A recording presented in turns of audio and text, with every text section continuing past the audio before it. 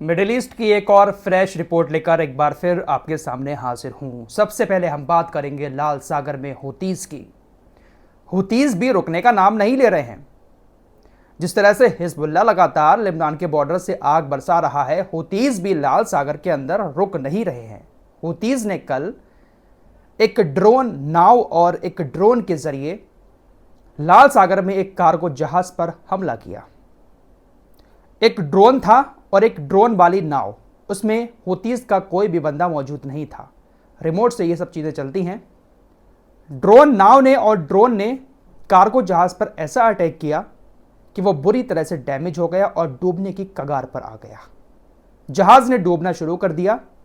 Crew members जो जहाज पर मौजूद थे, उन्होंने जहाज से अपना नियंत्रण खो दिया। जंग शुरू होने के बाद जब यमन के हुतीज ने ऐलान किया था कि अब वो भी खुलकर इजराइल के साथ जंग शुरू करेंगे, तो लोगों ने सोचा था कि 2000 किलोमीटर दूर है इजराइल से यमन, क्या ही कर पाएंगे ये लोग। लेकिन हुतीज ने जिस तरह से इजराइल के नाक में दम किया है, अमेरिका ब्रिटेन जैसे देशों को धूल चटाई है लाल सागर के अंदर, वाकई में काबिले तारीफ है। हुतीज एकदम पके हुए लोग हैं। अमेरिका, ब्रिटेन, सऊदी अरब और भी कई सारे देशों ने लगातार 10 साल बमबारी की थी हुतीज के ऊपर। हुतीज ने हार नहीं मानी। सऊदी अरब ने हार मानते हुए सीज फायर का समझौता रखा था। सीज फायर हुआ था, तब कहीं जाकर हुतीज शांति से बैठे हैं। फिलहाल हुतीज अभी भी सऊदी अरब को धमकियां देते रहते हैं कि अगर सऊदी अरब खुलकर इजराइल और अमेरिका के साथ आएगा तो फिर हम भी सऊदी अरब के तेल के कुओं को निशाना बनाना शुरू कर देंगे। बड़ी खबर यह आ रही है कि अब हुतीज ने इराक के इस्लामिक रेसिस्टेंस के साथ मिलकर हमले करना शुरू कर दिया है। अभी पिछले हफ्ते ही इराक के कुछ इस्लामिक रेसिस्टेंस के साथ मिलकर यमन के हुतीज ने लाल सागर में कुछ जहाज़ों पर हमला किया था। एक साथ मिलकर मिशन चलाया था और रात भी हुतीज ने इस्लामिक रेसिस्टेंस के साथ मिलकर मिशन चलाया है। हुतीज के स्पोक्स पर्सन याह्या सारी ने कहा कि इस्लामिक रेसिस्टेंस इराक के साथ मिलकर हमने कल जो हमले किए, पहला निशाना हमारा अशदोद में एक ऐसी जगह पर था जिसका इस्तेमाल अमेरिका, ब्रिटेन और इजराइल जैसे देश करते हैं। दूसरा, इजराइल का जो हाइफा है, हमारा निशाना वहां पर था और हमने सटीक हमले किए। अब हम आगे भी इराकी इस्लामिक रेसिस्टेंस के साथ मिलकर ऐसे ऑपरेशन अंजाम देते रहेंगे। तो ये तमाम गुट जो है ना, वो अब मिल चुके हैं और इनका मिलना कहीं ना कहीं अमेरिका, ब्रिटेन और इजराइल जैसे देशों के लिए खतरे की घंटी है। यही वो संगठन है जिसके दम पर अब तक गाजा बचा हुआ है, फिलिस्तीन, मस्जिद अक्सा बचा हुआ है, वरना ये लोग कब का अपने कब्जे में कर लिए होते। बड़ी खबर सऊदी अरब से आ रही है। सऊदी अरब और अमेरिका के बीच 50 साल का एक एग्रीमेंट था, पेट्रो डॉलर एग्रीमेंट। इसका मतलब यह है कि सऊदी अरब अमेरिका को जो भी तेल देता, डीजल, पेट्रोल वगैरह, वो सब डॉलर में देता था। लेकिन अब सऊदी अरब ने इस पेट्रो डॉलर एग्रीमेंट को आगे बढ़ाने से मना कर दिया है। सऊदी अरब अपने तेल को डॉलर्स में नहीं बेचेगा। सऊदी अरब ने कहा है कि अब वो चीनी करेंसी, आरएमबी, यूरो, येन और युआन सहित और कई सारी करेंसी में अपने तेल को बेचेगा। अब सऊदी अरब डॉलर में किसी को भी अपना तेल नहीं देगा। 50 साल का एग्रीमेंट था, वो खत्म हो चुका है। अब आगे सऊदी अरब इसको नहीं बढ़ाएगा। तो धीरे धीरे दुनिया के तमाम देश अब डॉलर में लेन देन बंद करते जा रहे हैं। इसकी शुरुआत ईरान ने की थी।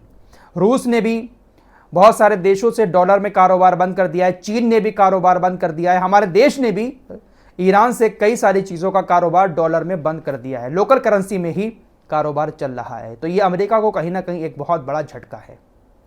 कारोबार की बात चली है, बिजनेस की बात चली है, तो एक ज़रूरी बात यहाँ पर आप लोग मेरी सुन लें। दोस्तों, आप लोग मेरी वीडियो में कई दिन से एक ऐड देखते होंगे, तलवीने का ऐड।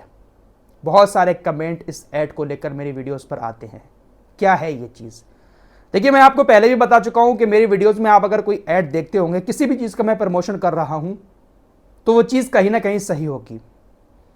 मैं आपसे अभी भी वादा करता हूं कि मैं कभी भी किसी ऐसी चीज का प्रमोशन अपनी वीडियो में नहीं करूंगा जो चीज आपको नुकसान पहुंचाए। ये जो तलवीने का आप ऐड देखते हैं, दरअसल ये एक तरह का दलिया होता है। जैसे हम दूध में दलिया बनाकर खाते हैं घर पर, इसी तरह का ये तलवीना होता है। पेट के लिए काफ़ी फायदेमंद है, ताकतवर भी है और पेट के लिए काफ़ी फायदेमंद है, डाइजेशन अच्छा रहता है। तो आप ये जो मेरी वीडियो में ऐड देखते हैं, ये तकमीली तलवीना है, तकमीली फूड प्रोडक्शन प्राइवेट लिमिटेड। ये मालेगांव में कंपनी है और ये कंपनी तकमीली तलबीना बनाती है। मैं ऐड इसलिए करता हूं ताकि आप लोग अगर चाहें तो इनसे खरीद सकते हैं। होलसेल में माल खरीदकर आप लोग भी इसका बिजनेस अपने एरिया में कर सकते हैं।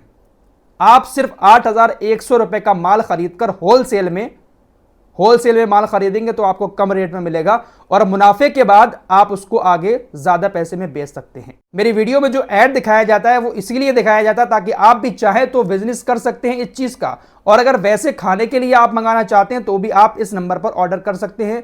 ये पूरी डिटेल आपकी स्क्रीन पर लगा रहा हूं, आप पूरी जानकारी तकमीली फूड प्रोडक्शन प्राइवेट लिमिटेड में कॉल करके ले सकते हैं। सुबह सुबह की खबर है कि हिजबुल्लाह ने एक बार फिर से लेबनान के बॉर्डर से कई सारे रॉकेट दागे हैं, जिसके बाद उत्तरी इजराइल के जंगलों में भीषण आग लग गई है और ये आग धीरे धीरे करके रिहायशी इलाकों में भी फैलती जा रही है। हिजबुल्लाह लगातार रॉकेट लॉन्च किए जा रहा है इजराइल की तरफ, क्योंकि जब से इजराइल ने हिजबुल्लाह के कमांडर को मारा है हिजबुल्लाह और ज्यादा आग बबूला हो चुका है। हिजबुल्लाह के हमलों से जंगलों में जो आग लगी, जो आग अब रिहायशी इलाकों में बढ़ रही है, तकरीबन 21 फायर ब्रिगेड की गाड़ियों के साथ 8 हेलीकॉप्टर वहां पर आग बुझाने के लिए पहुंचे हैं, लेकिन आग पर काबू नहीं पाया जा रहा है। दोस्तों, हमास ने इजराइल के कुछ लोगों को बंधक बना लिया कि पूरी दुनिया में रोबराहट मची हुई है, लेकिन हमास ने तो कुछ ही लोगों को बंधक बनाया है। जब से जंग शुरू हुई है तकरीबन हमास के बंधकों से 80 गुना ज्यादा फिलिस्तीन के लोगों को इजराइल ने बंधक बनाकर अपनी जेलों में बंद किया हुआ है। तकरीबन 9,170 फिलिस्तीनी इस वक्त इजराइल की जेलों में बंद हैं, जबकि गाजा में सिर्फ 116 इजरायली बंधक मौजूद हैं जो हमास के कब्जे में हैं।